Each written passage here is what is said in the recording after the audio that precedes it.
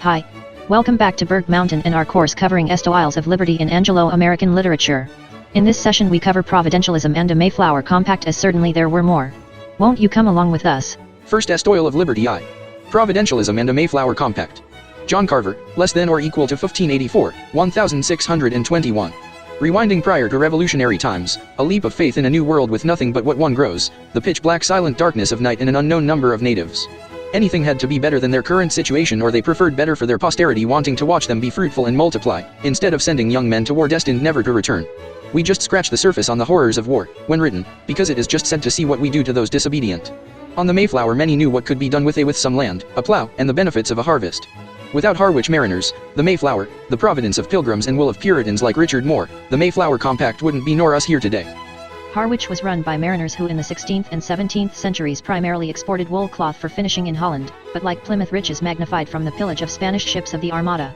From at least 1609 the Mayflower was in service from the port of Harwich, but by 1611 Christopher Jones moved southerly from Harwich to London in Rotherhithe parish on the Thames with 1/4 ownership of the Mayflower.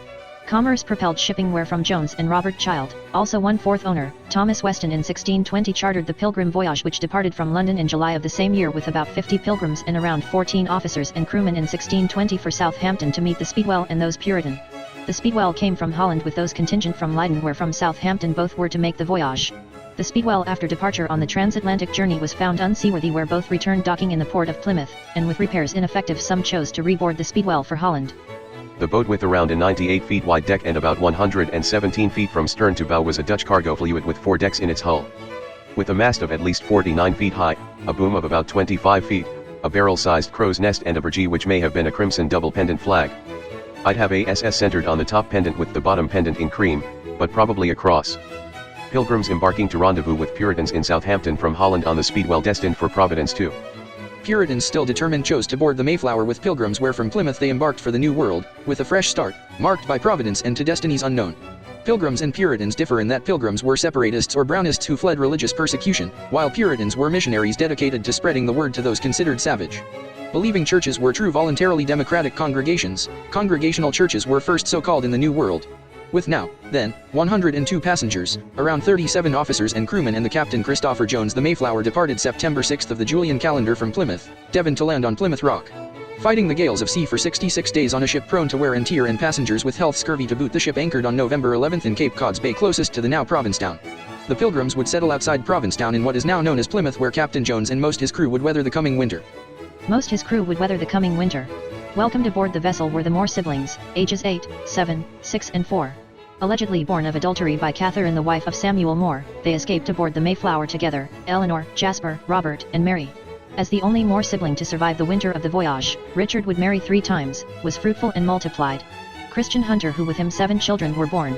With Elizabeth Woolnough 1 was born, and he left Jane Hollingsworth widowing without one.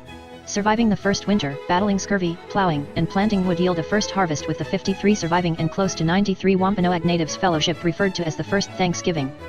The question, touched on but not fully explained, is why, where the English Reformation of the 16th century to Anglicanism left little room for common men of Providence.